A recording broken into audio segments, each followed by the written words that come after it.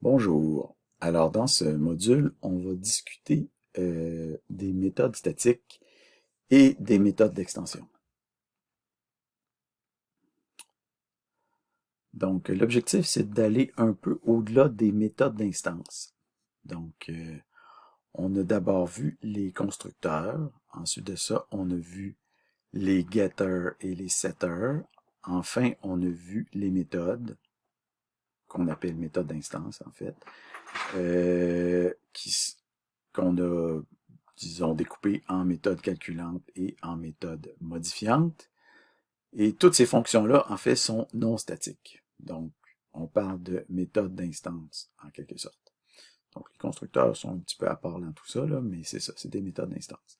Donc là, on va aborder une autre catégorie de méthodes qu'on appelle les méthodes statiques.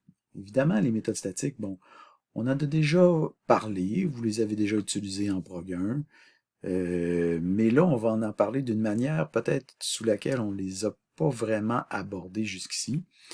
Et donc, c'est ça qu'on va faire. Et aussi, on va voir aussi un autre type de méthode statique qu'on appelle les méthodes d'extension, que peut-être des fois sont au programme en prog 1, mais même quand c'est au programme en prog 1, ils sont à peine effleurés. Donc là, on va y aller un peu plus, disons, on va pas juste les effleurer. On va vraiment en parler, puis on va voir c'est quoi une méthode d'extension.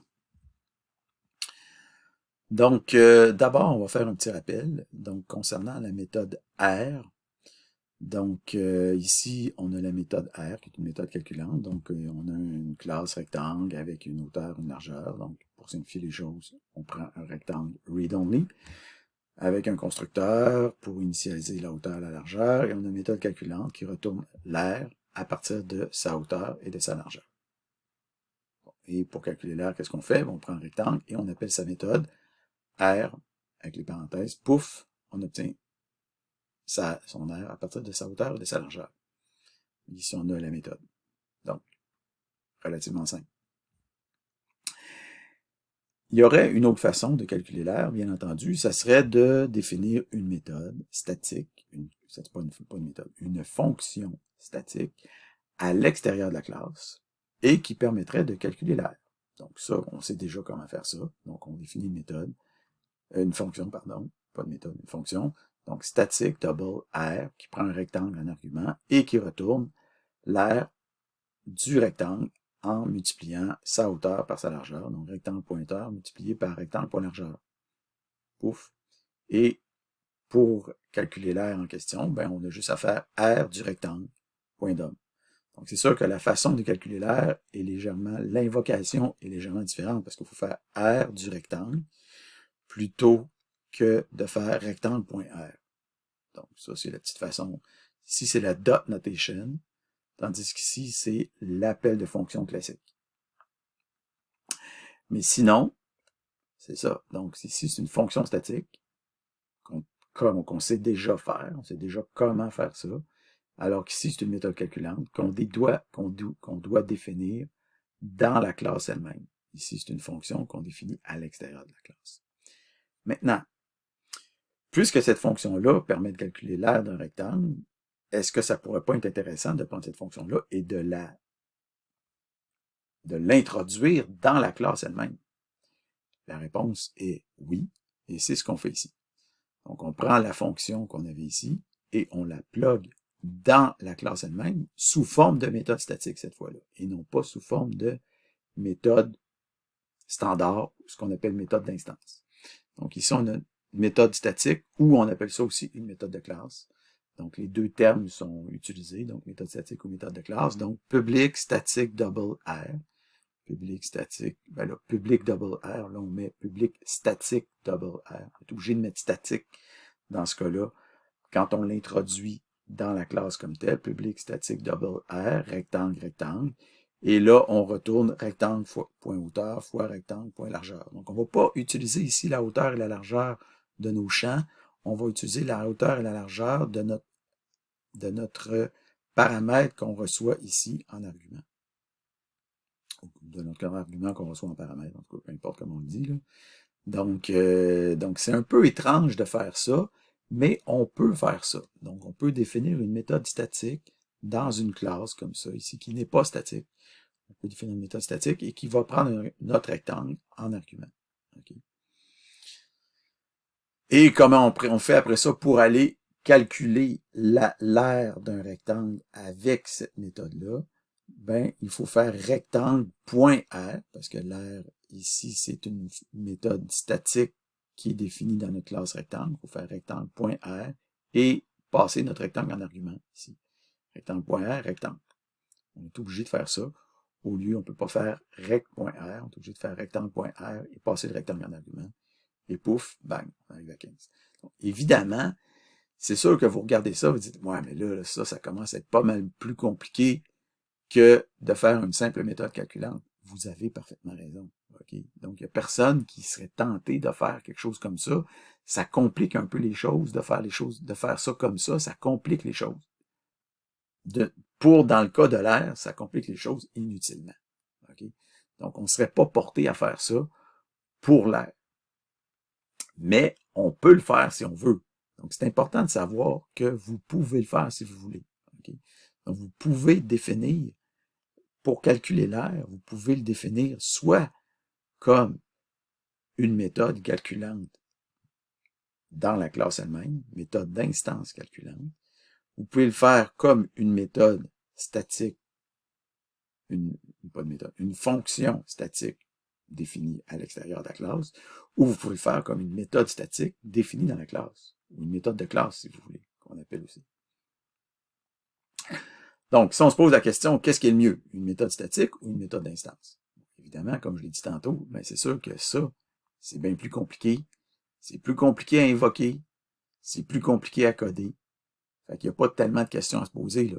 C'est bien moins intéressant de le coder sous forme de méthode statique que de le coder sous forme de méthode d'instance. Okay? Il n'y a personne qui va vous mettre en doute là-dessus que c'est mieux de le coder comme une méthode d'instance. Mais, ce qui est important de comprendre là-dedans, c'est que vous avez le choix. Vous pouvez le faire d'une façon ou de l'autre façon. Même s'il y a une façon qui est moins bonne, vous pouvez quand même le faire des deux façons. Et des fois, dans certaines circonstances, la manière de faire que vous avez ici va s'avérer être plus intéressante. Dans certaines circonstances. Pas dans ce cas-là, mais dans certaines circonstances, cette façon de faire-là va s'avérer être plus intéressante. Donc, c'est important de savoir que cette manière-là existe. Okay? C'est important de savoir qu'elle existe et que dans certaines circonstances, elle peut être utilisée. Donc, si je dis ici, vous verrez ça en temps et lieu. Dans quelles circonstances? Ça peut être préférable à ça. Mais pour l'air, c'est clair que ça, c'est mieux que ça. Mais si à un moment donné, je vous demanderais, mais convertissez-moi une méthode d'instance en une méthode statique, vous sauriez comment le faire. Okay? Vous pouvez le faire. Il y a toujours moyen de le faire. Okay? Donc, vous avez toujours le choix. Vous pouvez toujours dire, ben là, au lieu de faire une méthode statique, au lieu de faire une méthode d'instance, je vais faire une méthode statique. Puis on peut toujours le faire, puis on peut toujours faire la conversion. Ça, il faut savoir ça. Et des fois, il va arriver qu'une classe va vous proposer les deux types de méthodes à la fois. Par exemple, dans framework.net, vous avez la fameuse méthode equals. Et cette méthode, dans plusieurs circonstances, va exister sous deux formes. Sous forme de méthode d'instance et sous forme de méthode statique ou méthode de classe. Donc, on va revenir plus loin là-dessus dans le cours. Mais si on prend, par exemple, le code des strings, par exemple, vous avez une string 1, Yoda, une string 2, Yodo, pour le fun. Et vous pouvez faire s1.equals s2 pour savoir est-ce que la string 1 est égale à la string 2. Et ça, c'est donc, on appelle donc equals méthode d'instance. Okay. Donc, est-ce que S1 equals S2, on appelle equals méthode d'instance. Et ici, on appelle string.equals. Donc, en tant que méthode statique. Là, ici, j'ai mis fonction statique, là. Mais, à un moment donné, fonction, méthode, là, je pense que là, vous comprenez un peu ce que je veux dire. Donc, est-ce que string.equals, là, c'est la méthode statique ou la méthode de classe qu'on invoque pour savoir si S1 est égal à S2. Donc ici, c'est la méthode d'instance. Ici, c'est la méthode statique ou la méthode de classe. Ou là, alors, on peut toujours aller jusqu'à dire la fonction statique pour savoir si S1 est égal à S2. Et ici, c'est un des cas où ça peut être intéressant d'utiliser la méthode statique. Pourquoi? Parce que si ça se peut que S1 soit nul, ça pourrait arriver que S1 peut-être est nul. Mais si vous faites S1.equals S2 puis S1 est nul, votre programme plante. Alors que si vous faites string.equals S1, S2, votre programme ne plantera pas. Donc, dans certaines circonstances, ça pourrait être intéressant d'utiliser string.equals au lieu d'utiliser S1.equals.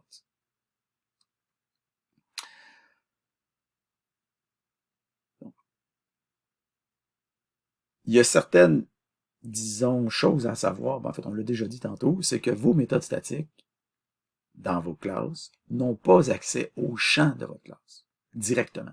Okay? Donc, par exemple, ici, votre méthode R ne pourrait pas directement accéder à votre hauteur et à votre largeur que vous avez dans votre classe ici, au champ hauteur et largeur. Ils vont pouvoir y accéder de manière indirecte ici, avec votre paramètre rectangle. Vous pouvez dire rectangle, point hauteur, rectangle, point largeur, mais vous ne pouvez pas accéder directement à hauteur et largeur qui sont ici, parce que votre fonction est statique. Okay. Autre chose, vous ne pouvez pas non plus accéder à 10. Donc, statique ne peut pas accéder à 10, donc vous ne pourrez pas faire 10 points hauteur, 10 points largeur. Évidemment, les deux, le fait que vous n'avez pas accès au champ et le fait que vous n'avez pas accès à 10, c'est un peu ça revient un peu de la même, ça émane de la même raison. Okay? C'est qu'une fonction statique n'a pas accès à l'objet lui-même. C'est une fonction qui est définie sur la classe et qui n'est pas définie sur une instance de la classe. Donc, vous n'avez pas de capacité d'autoréférencement. Par contre, une fonction statique a la capacité d'accéder au champ privé, mais de manière indirecte. Par exemple, ici, si on se définit une classe compteur avec un champ privé, ici, valeur qui vaut 0, un accesseur, un getter, propriété, ici, on peut avoir une fonction ici statique pour incrémenter. Donc, on a une fonction statique qui permet d'incrémenter notre compteur et on voit ici qu'on peut incrémenter la valeur du compteur. À partir du compteur C, on fait C.valeur++. Donc, on peut incrémenter notre valeur, bien que notre valeur soit private. Pourquoi? Parce que notre méthode statique qui est ici est définie dans notre classe. Par contre, si notre méthode ou fonction ici incrémentée, au lieu d'être définie dans notre classe, était définie à l'extérieur de notre classe, par exemple comme une fonction statique, ici incrémentée, là, ça ne marcherait pas parce que, bien sûr, notre champ valeur étant privé ne serait pas accessible à l'extérieur de notre classe. Donc, ici, quand même, on voit que notre méthode statique, en fait, est l'équivalent de la méthode d'instance. C'est pour dire qu'une méthode statique permet de faire, en fait, tout ce qu'une méthode d'instance permettrait de faire.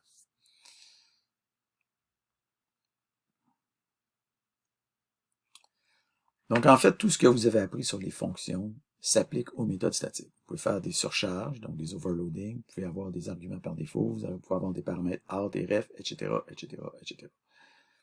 Et en outre aussi, une méthode statique pourrait être private. Donc, l'objectif serait que cette méthode-là soit utilisable par d'autres méthodes statiques, mais qu'elle ne serait pas accessible hors de la classe. En fait, non seulement ça, mais la méthode statique peut même être utilisable par des méthodes non statiques. Mais bon, c'est ça. Une méthode statique peut être utilisée, serait private pour être utilisée par n'importe quoi qui est défini qui serait dans la classe, y compris les méthodes d'instance. Et les autres méthodes statiques et les méthodes d'instance.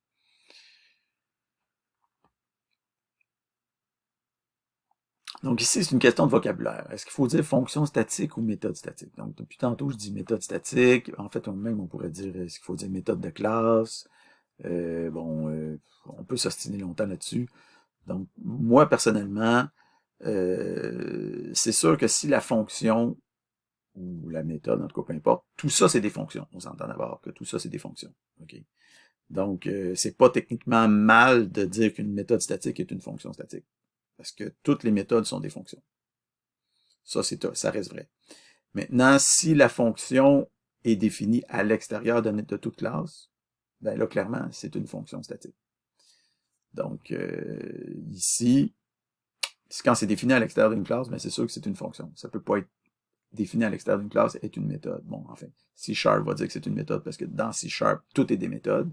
Ça, c'est documentation Microsoft officielle, mais je veux dire, dans le langage de tous les jours, là, moi, je considère que pour qu'une fonction soit appelée une méthode, il faut qu'elle soit définie dans une classe.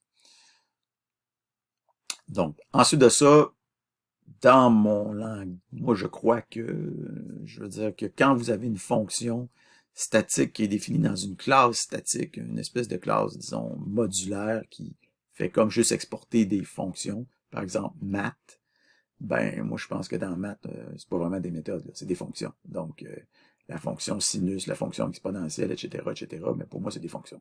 Donc, dans le module math, les fonctions qui sont définies dans math, pour moi, c'est des fonctions. C'est pas vraiment des méthodes. Okay. Donc, par contre, si vous avez une fonction, comme on a vu là pour ici, donc dans le compteur, bon, là, ça devient une méthode statique, etc. Bon, c'est là que je fais la distinction, mais bon, à un moment donné, il ne faut pas non plus couper les cheveux en quatre. Donc, si quelqu'un me dit, bon, là, j'ai une fonction statique définie dans ma classe, j'ai pas de problème avec ça. OK, donc, c'est ça. C'est juste une question de vocabulaire, mais bon, on ne coupera pas les cheveux en quatre non plus. Donc, fonction statique, méthode statique, je pense que tout le monde comprend un peu c'est quoi. Ce qui nous amène à la notion, maintenant on change de sujet, ce qui nous amène à la notion de méthode d'extension. Cette fois, on va toujours définir l'aire, parce qu'on s'occupe encore de l'aire, mais on peut définir l'aire comme une méthode d'extension. Donc, qu'est-ce qu'une méthode d'extension? Donc, ça, c'est, en fait, on va y revenir après, mais je veux dire, une autre avenue possible pour définir l'aire, ça serait de la définir comme étant une méthode d'extension. Donc, pour définir l'aire comme une méthode d'extension, comme vous voyez ici, vous avez la classe rectangle, ici. Et cette fois-là, la méthode pour calculer l'aire, ou la fonction pour calculer l'aire, on la définit dans une autre classe. Statique cette fois-là, statique class, qu'on appelle extension. Mais on n'est pas obligé de l'appeler extension. Elle pourrait s'appeler bachibouzouk, elle pourrait s'appeler caramel, elle pourrait s'appeler shortcake aux fraises, elle pourrait s'appeler fromage, elle pourrait s'appeler n'importe quoi. Ça change absolument rien. Okay? Mais quand même, on essaie de donner un nom pertinent comme extension. Donc, et voici la méthode. Donc, public, statique, double, R, 10, rectangle, rectangle, retourne, rectangle, point hauteur, fois rectangle, point largeur. Donc, si on regarde le code de cette méthode-là, donc public, statique, double, R, 10, rectangle, rectangle, bon, retourne, ta. Bon, le code de ça est exactement équivalent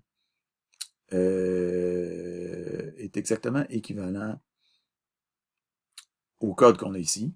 C'est exactement comme le code de la méthode statique qu'on avait défini dans notre classe rectangle. C'est exactement pareil, à part le 10 qu'on a rajouté. Ici. Okay, c'est la seule différence. Le reste, exactement pareil. Okay, il y a juste le 10 qu'on a rajouté qui est la différence. Et maintenant, l'invocation. Donc, voici l'invocation. Là, c'est ça qui est spécial. C'est que c'est défini comme une méthode statique, mais c'est invoqué comme une méthode d'instance. Okay? Donc, je répète, la méthode d'extension que vous avez ici est définie comme étant une méthode statique. On le voit ici, c'est défini comme une méthode statique dans une classe statique, mais c'est invoqué comme une méthode d'instance parce qu'on fait rect.r comme si cette fonction-là ou comme si cette méthode-là était définie dans la classe rectangle comme une méthode d'instance. On utilise la dot notation, donc l'invocation avec un point, on fait rectangle.r. Donc, caractéristique d'une méthode d'extension doit être définie dans une classe statique. C'est ça. Le nom de cette classe importe peu. Bon, là, on a pris extension. Le code de la fonction ressemble à celui d'une fonction statique ou d'une méthode statique équivalente, à l'exception près que le premier argument doit être précédé du mot-clé 10. Comme toute fonction définie hors classe, la méthode d'extension n'a pas accès aux données privées de la classe. Ça, c'est important. Donc, c'est ce qui distingue, là, la méthode d'extension est un peu moins, disons, un peu moins de pouvoir que la méthode de classe ou que la méthode statique que vous définissez dans la classe elle-même, parce que la méthode statique dans la classe elle-même a accès au champ privé de la classe, alors que la méthode d'extension n'a pas accès à ce qui est privé dans la classe. Et aussi, l'invocation se fait avec la dot notation, comme on l'a dit tantôt. Donc, c'est quoi l'avantage de ça? Donc, l'avantage de la méthode d'extension, c'est qu'elle permet de faire comme si vous ajoutiez des méthodes à des classes sans avoir besoin de modifier le code de ces classes-là. Donc, évidemment, là, vous autres, vous codez des nouvelles classes, ça fait que vous dites, ben oui, mais pourquoi j'ai pas ajouté la méthode directement dans la classe? Ouais, mais c'est pas dit dans la vraie vie, quand vous allez coder, que vous allez pouvoir modifier le code de toutes les classes que vous allez utiliser. Okay? Par exemple, si vous prenez la classe string, okay, est-ce que vous allez pouvoir rajouter quelque chose, une méthode dans la classe string? Non. La classe string, elle provient du C#. Vous n'allez pas pouvoir modifier la classe string. Donc, si je vous dis, ben là, je vais ajouter une méthode dans la classe string, ben là, vous ne pourrez pas l'ajouter, la méthode dans la classe string. Par contre, vous allez pouvoir ajouter une méthode d'extension dans la classe string. Donc, voici comment vous pourriez faire ça. Vous pourriez dire static class extension. Vous allez rajouter une méthode pour capitaliser. Ça n'existe pas, une méthode pour capitaliser les mots dans la classe string, mais on va s'en faire une. On va la faire comme ceci. Donc, dans une classe statique extension, on va se définir une méthode. Public static string capitalisé, this string str. Alors, qu'est-ce qu'on fait? Ben, si la longueur de notre string est 0, ou alors si le premier caractère est déjà en majuscule, okay, donc si la string est vide, strlength est 0, ou si la première lettre est déjà en majuscule, ben, on n'a pas besoin de capitaliser. On retourne déjà la string elle-même. Sinon, on capitalise. Donc, on va retourner le premier caractère, mais en majuscule, plus le reste de la string. str 1 point, ça veut dire le reste de la string. OK? Donc, ça, c'est une fonction capitalisée. Et là, ici, on teste notre fonction capitalisée. Donc, la string vig, point capitalisé, ça se tourne la string vide. La lettre G, ben, en fait, la string G capitalisée, ben, ça nous capitalise notre lettre G. Et finalement, Yoda capitalisé, ça nous retourne la string Yoda capitalisée. OK? Donc, on pourrait même définir des extensions sur les entiers si on voulait. Okay? C'est pas commun de faire ça, mais c'est juste pour vous dire que si vous voulez, vous pouvez faire ça. Okay? Donc, ici, on définit une extension sur un entier, par exemple, la fonction plus. Donc, public static int plus this int a int b. On retourne a plus b. Donc, qu'est-ce qu'on fait? 4 points plus 5. Donc, 4 points plus 5, ça invoque la méthode plus ici d'extension, définie sur this int a, donc un entier a, int b, ça c'est notre argument 5, this int a, c'est le 4 que vous avez ici, donc a point plus 5, on a ici, a point plus 5, ça va faire a plus b, ça va donner 9. Okay. Donc, évidemment, ça sert-tu à quelque chose de faire ça? Pas vraiment. Okay. À part que peut-être c'est écrit d'une manière un peu plus, disons, littéraire, si on veut, mais je veux dire, il n'y a pas un programmeur qui va écrire ça comme ça, 4 plus 5, là, ça ne sert pas à grand-chose. Mais, ça vous montre que vous pouvez le faire si vous voulez. Okay? Vous pouvez faire des méthodes d'extension pour faire des écritures mathématiques si ça vous tente. Okay? Donc, c'est possible. Donc, méthode d'instance ou méthode d'extension. Donc, en général, lorsque vous le pouvez, évidemment, vous êtes mieux de faire une méthode d'instance. OK? C'est votre meilleure option. Donc, si vous avez accès au code de la classe, vous êtes mieux de rajouter votre méthode directement dans la classe. Mais, souvent, la classe que vous voulez cibler, c'est pas de votre ressort. Okay? Je veux dire, la classe, elle peut provenir d'un framework. Donc, par exemple, string, je veux dire, vous pouvez pas rien faire avec ça. Ou d'une bibliothèque tierce. Vous êtes en train vous utilisez un package que vous avez téléchargé, vous n'êtes pas responsable du package, ou alors on vous a donné du code, puis c'est pas vous qui pouvez modifier ça. Okay? Dans ces circonstances-là, la méthode d'extension devient une option envisageable, sinon même intéressante. Donc, il existe aussi des patrons de conception exotiques qui mettent en contribution les méthodes d'extension. Mais vous n'en êtes pas là. Donc ça, ce serait plus un sujet de Prog 6, par exemple. Évidemment, on est en Prog 2. Donc, dans Visual Studio et dans Linkpad, les méthodes et les méthodes d'extension possèdent des marques distinctives. Par exemple, si vous faites list, vous créez une nouvelle liste, puis ici, vous avez add range, ça c'est des méthodes d'instance standard. Et par exemple, ici, vous avez les méthodes d'extension. Un petit truc comme ça, c'est des extensions, aggregate, all, any, c'est des méthodes d'extension. Donc, ça vous permet de voir la distinction entre les méthodes standards et les méthodes d'extension. Donc, en résumé, la plupart des méthodes d'instance pourraient être en réalité aussi bien codées comme des méthodes statiques, mais au prix d'un codage plus laborieux et verbeux qui, en général, n'en vaut pas la peine. Mais parfois, il arrive que, justement, cela en vaille la peine, donc il convient de comprendre la mécanique qui est en jeu et comment on peut passer d'un mode à l'autre. Donc, vous pouvez toujours passer d'une méthode d'instance à une méthode statique ou de classe correspondante définie dans la classe elle-même. C'est toujours possible de passer de l'un à l'autre si vous voulez. En général, la méthode d'instance est préférable. Les méthodes statiques n'ont pas directement accès au champ dans la classe ni à 10, cependant. Contrairement aux fonctions hors classe, par contre, les méthodes statiques ont indirectement accès au champ privé de la classe.